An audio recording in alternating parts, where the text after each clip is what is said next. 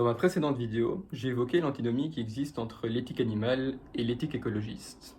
Et j'ai pris parti en faveur de l'éthique animale, en affirmant qu'elle était plus défendable que l'éthique écologiste, non seulement d'un point de vue moral, mais aussi d'un point de vue conceptuel et scientifique. Dans cette vidéo, j'aimerais développer le raisonnement qui permet de justifier cette affirmation. Pour faire un bref rappel, j'ai dit que l'éthique animale consistait à attribuer une valeur intrinsèque au bien-être des animaux, et plus généralement, au bien-être des êtres vivants sentients. Et que l'éthique écologiste consistait soit à attribuer une valeur intrinsèque à des entités naturelles abstraites et holistiques, telles que les espèces, les écosystèmes ou la biosphère, soit à attribuer une valeur instrumentale à ces entités, parce qu'elles auraient une utilité pour les besoins humains. J'ai déjà exprimé mon point de vue quant à la pertinence morale respective de ces deux éthiques, dont j'ai montré qu'elles sont contradictoires. Mais je pense qu'on peut aller plus loin et remettre en question la pertinence scientifique des concepts mobilisés par l'éthique écologiste. C'est ici que commence la critique conceptuelle et scientifique de l'éthique écologiste. En effet, l'identité des sujets dont se préoccupe l'éthique animale est conceptuellement parfaitement claire. Ce sont les organismes doués de sentience. Un organisme est une entité naturelle clairement délimitée dans l'espace et dans le temps, de sorte que son identification ne pose pas de problème. Et par ailleurs, la propriété pertinente du point de vue de l'éthique animale, c'est-à-dire la sentience, est identifiable scientifiquement selon des critères diagnostiques précis. La présence d'un système nerveux central et des indicateurs comportementaux.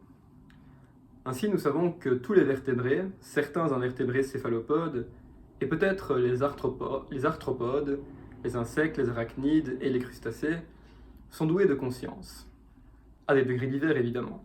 Les plantes ne sont pas considérées comme conscientes principalement parce qu'elles n'ont pas de système nerveux central, ni de neurones, mais si vous souhaitez en savoir plus sur la question de l'absence de conscience chez les plantes, je recommande l'article Plants neither possess nor require consciousness, publié dans la revue Trends in Plant Science. L'éthique animale repose donc sur des bases conceptuelles et scientifiques solidement établies. Ces objets existent, sont bien définis, et ont bien les propriétés requises pour mériter une considération morale. Mais peut-on dire la même chose des concepts mobilisés par l'éthique écologiste? Sont-ils clairement définis? Et surtout, ont-ils réellement les propriétés que les écologistes leur attribuent? Pour être plus clair, les espèces et les écosystèmes existent-ils vraiment dans la nature? Peut-on dire d'un écosystème qu'il est équilibré, ou encore qu'il est en bonne santé? Existe-t-il vraiment une relation positive entre la stabilité d'un écosystème et la biodiversité qui s'y déploie, comme le prétendent les écologistes? Intéressons-nous pour commencer à la notion d'espèce. Pour l'éthique écologiste, et donc aussi l'écologie politique, la préservation des espèces est une priorité. Mais qu'est-ce qu'une espèce? Il existe en biologie et en philosophie de la biologie un problème encore non résolu, et qui ne le sera sans doute jamais, qui est celui du problème de la définition du concept d'espèce. À l'heure actuelle, on dénombre pas moins de 26 concepts d'espèces différents, dont aucun ne fait consensus, ce qui traduit la grande difficulté des biologistes à s'entendre sur ce que cette notion veut dire. Par exemple, ce qu'on appelle le concept biologique de l'espèce, proposé par Ernst Mayr, dont le critère est l'interfécondité d'une population et son isolation reproductive avec les autres populations, ne peut pas s'appliquer aux organismes asexués tels que les bactéries. Mais le concept biologique de l'espèce est aussi confronté au phénomène des espèces en anneaux, dans lequel une population A est interféconde avec une population B, qui elle-même est interféconde avec une population C, mais où les populations A et C ne sont pas interfécondes. Ce phénomène montre que la relation d'interfécondité n'est pas transitive, et que donc elle n'est pas une relation d'identité. Ce qui signifie que le concept biologique de l'espèce ne permet pas d'identifier de manière univoque l'espèce à laquelle un organisme appartient, même chez les organismes sexués.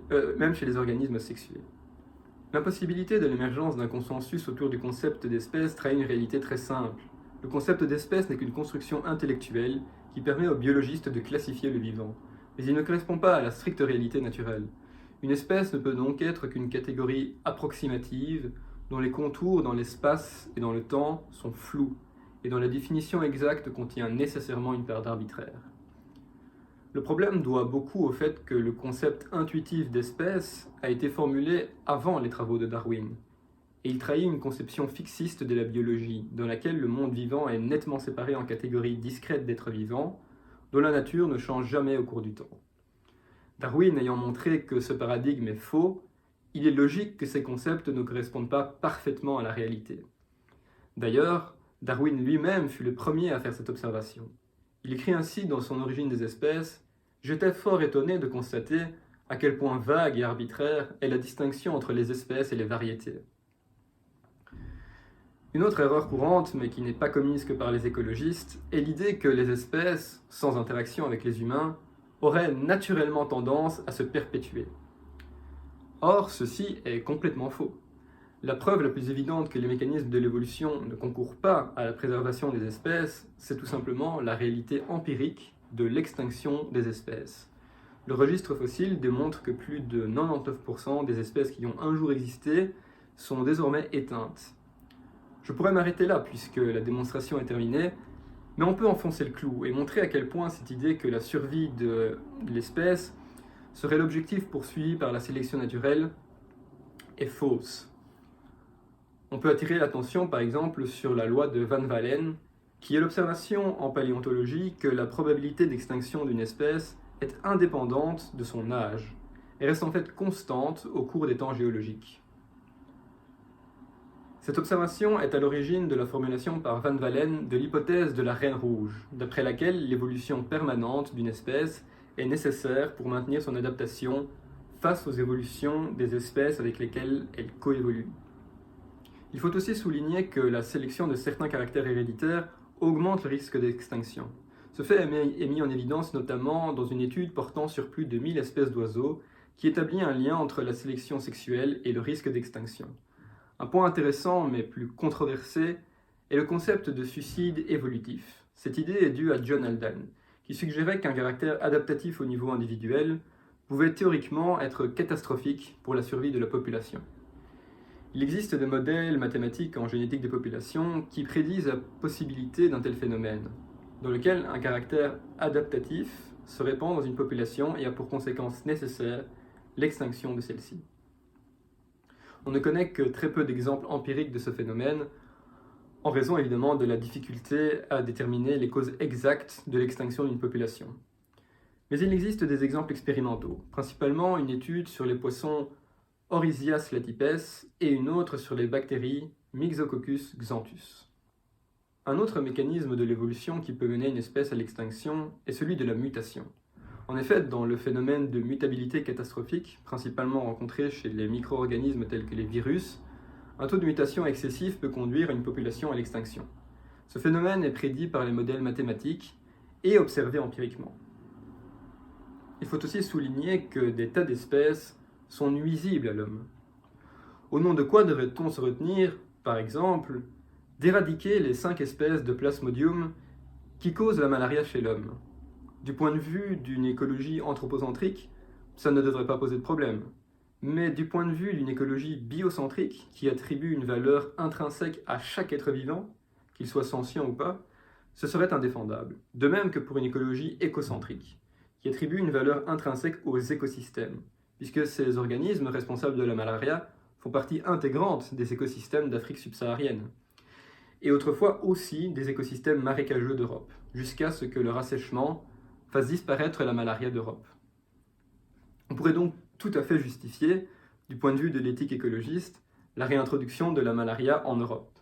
Une telle écologie confinerait au nihilisme le plus total. L'exemple frappe l'imagination lorsqu'on applique de façon cohérente l'éthique écologiste aux humains, mais il faut bien se rendre compte que d'un point de vue antispéciste, cet exemple n'est en rien différent de la réintroduction de prédateurs dans des écosystèmes dont ils ont disparu. Du point de vue de l'éthique animale, l'écologie politique est donc un nihilisme intolérable, ce qui démontre que l'éthique écologiste est spéciste, dès lors qu'elle défend des politiques nuisibles aux personnes non humaines, que ce soit par action ou par omission, des politiques qu'elle n'oserait jamais proposer qu'on les applique aux humains.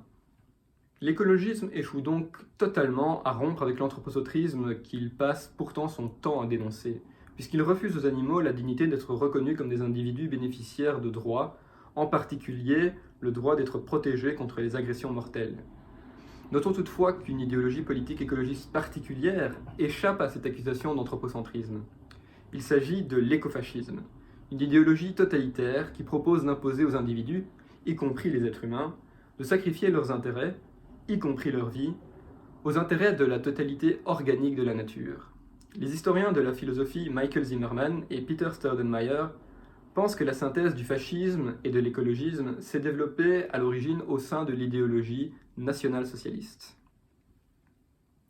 L'écofascisme est la seule synthèse cohérente entre l'éthique écologiste et l'éthique animale, puisqu'elle consiste à reconnaître aux humains les mêmes droits que l'éthique écologiste accorde aux personnes non humaines, c'est-à-dire aucun. Pour conclure, notons que le fait que les mécanismes de l'évolution darwinienne aboutissent inexorablement à l'extinction des espèces a des conséquences très graves pour l'espèce humaine. Il implique que l'humanité ne peut pas prétendre survivre indéfiniment si elle continue à jouer le jeu de l'évolution darwinienne, et que sa perpétuation ne peut être assurée que par une intervention délibérée et disruptive dans le processus évolutif. Intéressons-nous maintenant au concept d'écosystème, une autre notion centrale de l'éthique écologiste.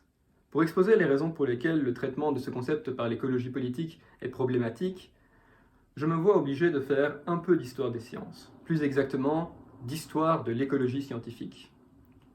À la fin du XXe siècle, les théoriciens de l'écologie scientifique et les historiens de cette discipline ont mis en lumière le fait que depuis ses balbutiements des XVIIIe et XIXe siècles, l'écologie scientifique avait opéré un changement de paradigme. Nous étions passés du paradigme classique, qu'on pourrait appeler une écologie de l'équilibre, au paradigme contemporain, qu'on pourrait qualifier d'écologie du chaos. Les postulats du paradigme classique de l'écologie étaient les suivants. 1. Les écosystèmes sont matériellement fermés. 2. Les écosystèmes sont autorégulés. 3. Il existe un unique état d'équilibre pour chaque écosystème. 4. Les perturbations écologiques sont rares ou négligeables. 5.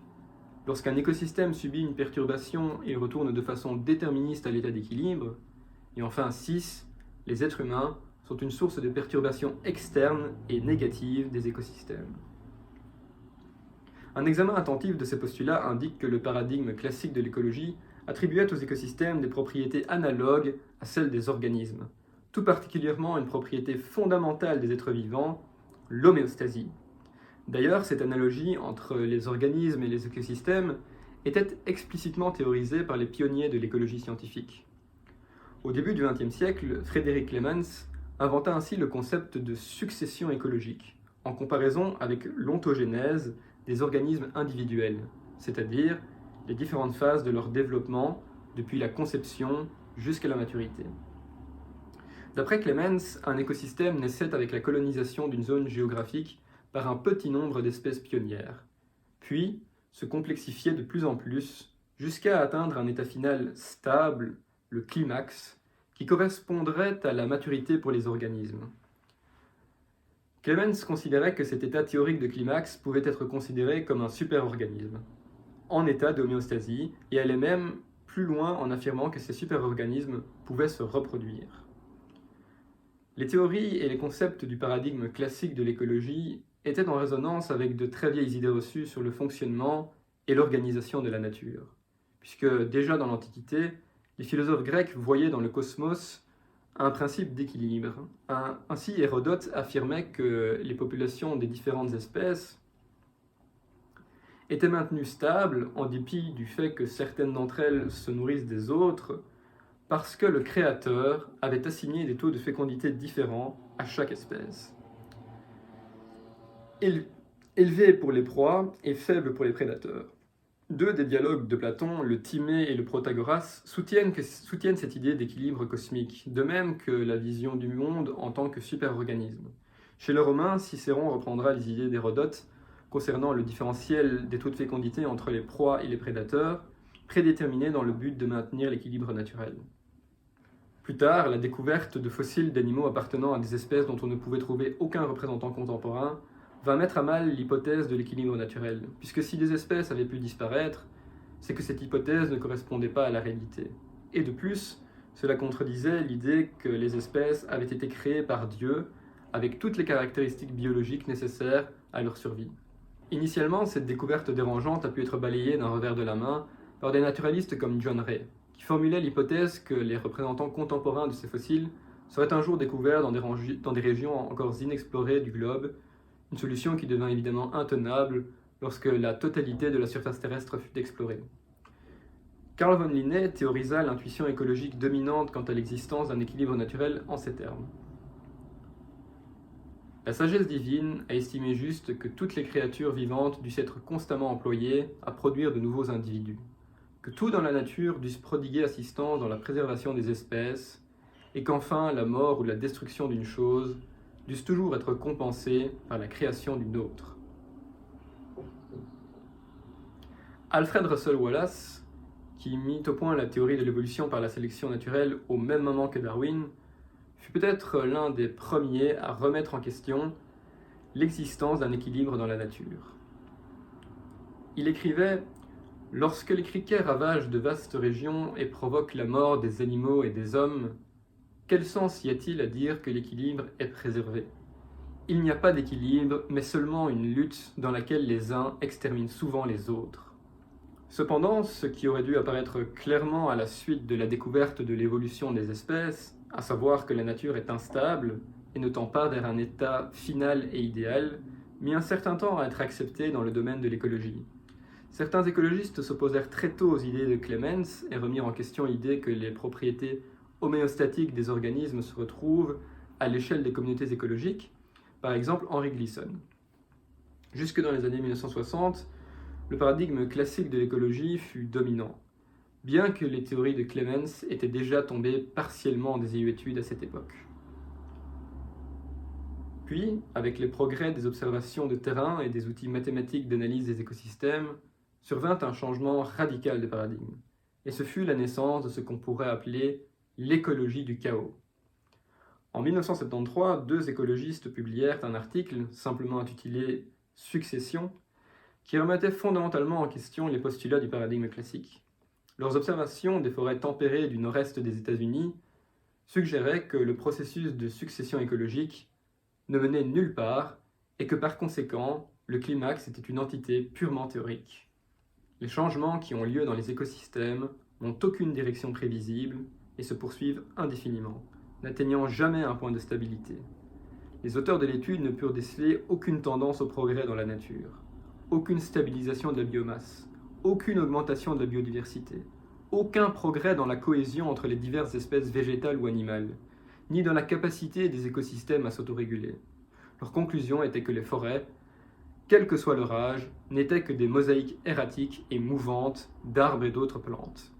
En d'autres termes, on peut observer une large variété d'espèces, chacune poursuivant ses propres intérêts, mais on ne peut déceler aucune propriété collective émergeant de cette association hasardeuse d'étrangers en compétition les uns avec les autres, ce qui contredit l'analogie entre les écosystèmes et les organismes.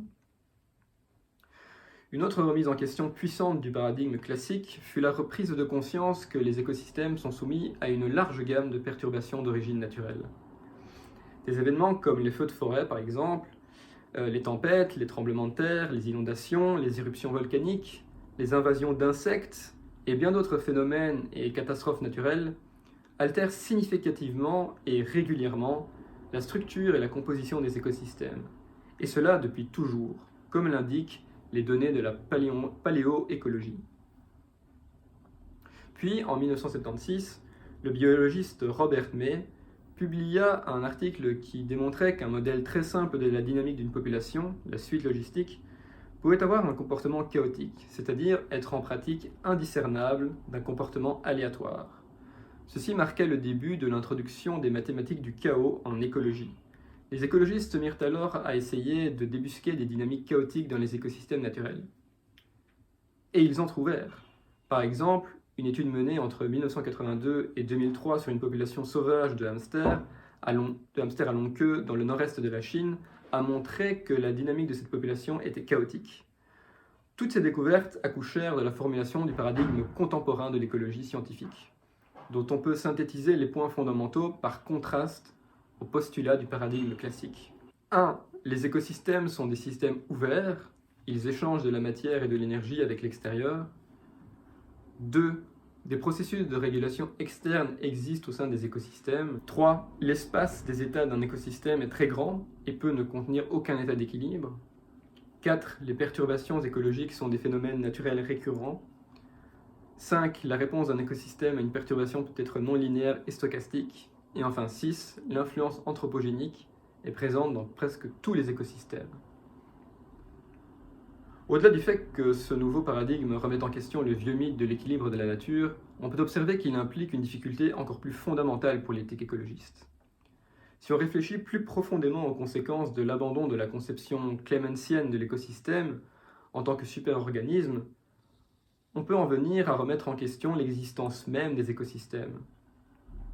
En effet, si les écosystèmes ne sont pas des entités discrètes, nettement délimitées dans l'espace et dans le temps, et possédant des propriétés émergentes propres à en faire des entités comparables à des organismes, alors cela implique que ce qu'on appelle un écosystème n'est qu'une construction intellectuelle, une zone géographique quelconque autour de laquelle on aura décidé de tracer arbitrairement des frontières imaginaires.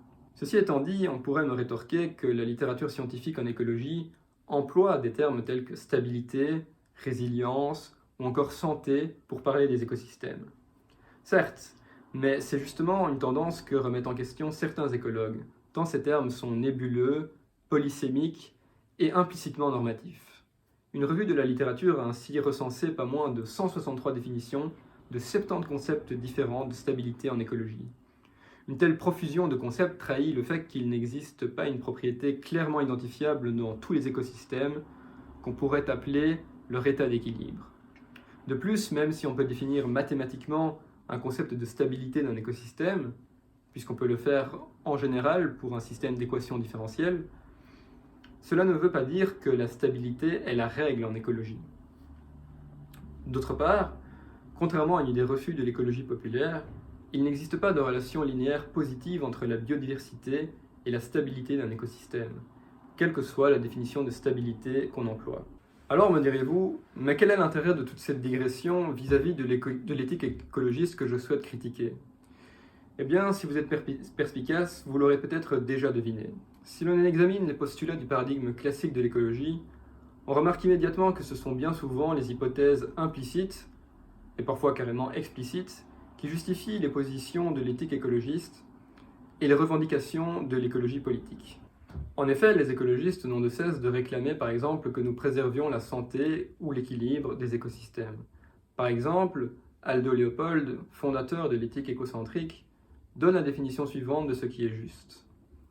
Une chose est juste lorsqu'elle tend à préserver l'intégrité, la stabilité et la beauté de la communauté biotique. Elle est injuste lorsqu'elle tend à l'inverse. Et dans le programme politique d'Europe Écologie Les Verts, on retrouve les affirmations suivantes.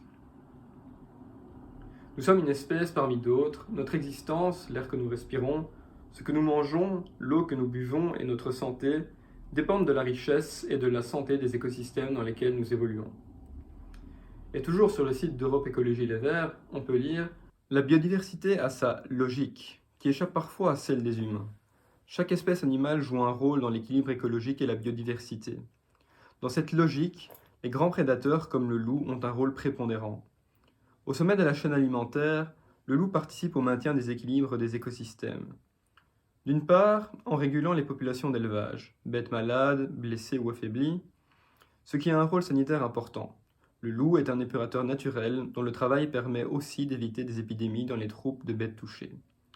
D'autre part, en prévenant les regroupements trop importants d'herbivores sauvages. Ces derniers, s'ils ne sont pas régulés par des prédateurs, provoquent un déséquilibre des systèmes forestiers en empêchant les jeunes arbres de se développer. Voici aussi ce que dit Corinne Morel-Darleux, qui fut secrétaire nationale des Assises pour l'écosocialisme du Parti de gauche, ancêtre de la France insoumise, dans un article pour Reporter. Bien sûr, on se sent spontanément du côté de la gazelle assaillie par le lion, de la mouche qui se débat dans la toile d'araignée, du lézard sous les griffes de mon chat. Mais même les cafards ont leur utilité. Sûrement. Quand on appréhende la complexité d'un écosystème, on est souvent surpris. À la fois de la capacité de la nature à s'adapter et de la capacité des méchants à rendre des services gentils. Parce que la nature ne connaît pas de morale, pas de manichéisme, juste des équilibres à préserver, des déséquilibres à corriger. Sur le site de la World Wildlife Foundation, on peut lire « L'équilibre écologique est défini par plusieurs dictionnaires en ligne comme un état d'équilibre dynamique au sein d'une communauté d'organismes dans laquelle la diversité génétique, la diversité des espèces et des écosystèmes est maintenue relativement stable, sujette à des changements graduels au travers de la succession écologique, et un équilibre stable dans les populations de chaque espèce dans un écosystème. Le point le plus important étant que l'équilibre naturel est préservé dans un écosystème. » Et sur le site de Greenpeace, on peut lire « De la même manière que la santé d'une société ne se mesure qu'au degré de bien-être de ses membres les plus vulnérables, notre santé en tant qu'être humain est fondamentalement interconnectée avec le bien-être des écosystèmes. » Même à un niveau académique, l'éthique écologiste peut se voir défendue par des arguments faisant appel à cet équilibre naturel mythologique. Ainsi, on lit dans un article de Kellicott « Une des implications les plus dérangeantes de l'éthique de la libération animale est que si nous en avions la possibilité, nous devrions protéger les animaux herbivores de leurs prédateurs carnivores. Rien ne pourrait être plus contraire à l'éthique de la communauté biotique que cette suggestion. Non seulement l'éradication humaine des prédateurs détruirait la communauté, mais elle détruirait aussi les espèces supposées être les bénéficiaires de cette morale égarée. Beaucoup d'espèces de proies dépendent des prédateurs pour optimiser leur population. Et à un niveau plus fondamental, nous devons nous rappeler que la vigilance, la rapidité, la grâce et toutes les autres qualités que nous admirons chez les animaux herbivores ont évolué en réponse directe à la prédation. Pourtant, l'idée d'après laquelle les prédateurs seraient nécessaires au maintien de la population de leur proie est un pur mythe. On peut citer par exemple une expérience sur le cycle décennal de la population des lièvres d'Amérique, dans laquelle différents groupes de lièvres ont été isolés les uns des autres et placés dans des conditions environnementales différentes. Un groupe test où rien n'était modifié, un groupe où la nourriture était plus abondante, un groupe où les prédateurs des lièvres étaient exclus, et un groupe où il y avait une surabondance de nourriture ainsi qu'une exclusion des prédateurs. Les auteurs de l'étude écrivent dans leur article que leurs expériences prouvent de manière concluante que les lièvres ne meurent pas de faim lorsqu'ils sont protégés de leurs prédateurs. En effet, d'autres études montrent que c'est plutôt l'inverse qui est vrai, et que le stress provoqué par la prédation engendre des difficultés pour les proies à trouver de la nourriture en raison du temps et de l'énergie perdus à éviter les prédateurs. Ce qui est surprenant, c'est que Kellicott n'est pas ignorant du changement de paradigme drastique survenu dans l'écologie scientifique. Il a donc proposé une modification de l'impératif catégorique écologiste tel que formulé par Aldo Leopold de la façon suivante. Une chose est juste lorsqu'elle ne tend à perturber la communauté biotique qu'à des échelles temporelles et spatiales normales. Elle est injuste lorsqu'elle tend à l'inverse. Cependant, cette redéfinition reste tout à fait problématique et vague. Comment définir des perturbations normales ? La nature connaît non seulement des changements violents en l'absence de perturbations, mais en plus les perturbations naturelles ont lieu à toutes les échelles spatiales et temporelles. On ne se voit donc pas plus avancé avec cette redéfinition de l'éthique écologiste. Il semble que les écologistes soient psychologiquement incapables d'abandonner leur intuition d'une nature ordonnée et harmonieuse, mais perturbée par la démesure des hommes. Et cela en dépit de toutes les données scientifiques qui montrent que cette conception archaïque de la nature n'est qu'une vue de l'esprit. Un autre terme souvent utilisé par les écologistes est celui de santé des écosystèmes. Comme nous l'avons vu avec les quelques citations que j'ai prélevées dans des publications d'associations, de partis politiques ou de penseurs se réclamant de l'écologie politique. Mais ce concept de santé écosystémique n'est pensable que dans le cadre du paradigme classique de l'écologie, qui se fonde sur l'analogie entre les écosystèmes et les êtres vivants. Or, ce paradigme est désormais obsolète, puisqu'on sait qu'il ne correspond pas à la réalité empirique. Quel sens peut-on alors donner à la notion de santé d'un écosystème ? Il ne peut évidemment pas s'agir de l'état de santé des individus qui habitent cet écosystème, puisque nous savons déjà à quel point les conditions de vie naturelles des animaux sauvages sont désastreuses. Il ne peut pas non plus s'agir d'un état d'homéostasie ou d'équilibre de l'écosystème conçu comme une totalité organismique, puisque le concept clémentien de climax est une fiction. Alors, de quoi parle-t-on ? La littérature académique concernant cette question est particulièrement confuse du côté des écologistes. Un auteur comme Kellicott peut ainsi écrire dans son article « The Value of Ecosystem Health » que le concept de santé est paradigmatique des organismes, et que puisque nous savons désormais que les théories de Clemens sont erronées, et donc que les écosystèmes ne sont pas des super-organismes, nous ne pouvons pas dire d'un écosystème qu'il est littéralement en bonne ou en mauvaise santé. Et que ce terme ne peut donc être employé que métaphoriquement à propos de ces systèmes. Mais il n'hésite pas dans le même article à affirmer que la santé est une propriété objective des écosystèmes, tout en concédant que cette propriété supposément objective est partiellement socialement construite. Le moins qu'on puisse dire est que les ratiocinations des écologistes donnent le tournis. Du côté des praticiens de l'écologie scientifique, de nombreux auteurs souhaitent un abandon de ce concept non scientifique et perclus de jugement de valeur. On peut citer notamment le botaniste Lawrence Kapustka et le zoologue Wayne Landis, l'écologue Jill Lancaster, le spécialiste d'halieutique Robert T. Laquet, et en France, le spécialiste des milieux aquatiques continentaux Christian Lévesque. De tout ceci, il ressort une conclusion évidente. Le concept de santé écosystémique n'est pas une propriété objective d'entité naturelle clairement définie. C'est bien plutôt une métaphore vaseuse appliquée à des êtres de raison et dont la signification en pratique est socialement construite, et donc strictement anthropocentrique. Les critères d'évaluation de la santé d'un écosystème sont en pratique, c'est-à-dire lorsqu'il s'agit de donner des lignes directrices aux gestionnaires, toujours définis en termes de services écosystémiques. Un écosystème est sain s'il rend aux humains les services qu'on attend de lui, s'il peut être exploité, et de préférence durablement. La notion de santé écosystémique est donc purement anthropocentrique. Même lorsque les écologistes défendent la non-intervention dans les espaces sauvages, ils ne servent en fait que leur désir de contempler des paysages qui correspondent à leur sensibilité esthétique. Et ils ne se soucient à aucun moment de savoir si les animaux qui habitent ces paysages ont une vie digne, et s'ils ne seraient pas plutôt heureux d'être secourus des griffes d'une nature impitoyable, plutôt que d'être contemplés par des imbéciles heureux qui ne trouvent rien à redire au spectacle de la lutte darwinienne pour l'existence. On peut aussi attirer l'attention sur le fait que la santé humaine, qui existe réellement pour le coup, a grandement bénéficié de la destruction et la transformation d'écosystèmes sauvages. On peut citer par exemple l'assèchement des marais pontins par le régime fasciste italien de Benito Mussolini entrepris entre 1928 et 1932, qui contribua à la disparition de la malaria en Europe, un exploit qu'on doit principalement à l'assèchement des marais et au drainage des eaux humides. Toujours en Europe, l'extirpation des loups, entamée dès le Moyen Âge, était motivée par les destructions récurrentes de bétail par ses prédateurs. L'usage des pesticides a également permis de bien meilleurs rendements agricoles et a donc été tout à fait instrumental dans la lutte contre la faim. Les pesticides ont aussi aidé dans la lutte contre les maladies. La lutte chimique existe d'ailleurs depuis des millénaires. L'usage du soufre remonte à la Grèce antique, jusqu'à 1000 avant Jésus-Christ, et l'arsenic est recommandé par Pline l'Ancien, naturaliste romain, en tant qu'insecticide. Des plantes connues pour leurs propriétés toxiques ont été utilisées comme pesticides, par exemple les aconites au Moyen Âge, contre les rongeurs. Les produits arsenicaux ou à base de plomb étaient utilisés au XVe siècle en Chine et en Europe. Pour en savoir plus sur les bienfaits des pesticides, je recommande l'article The Benefits of Pesticides to Mankind and the Environment.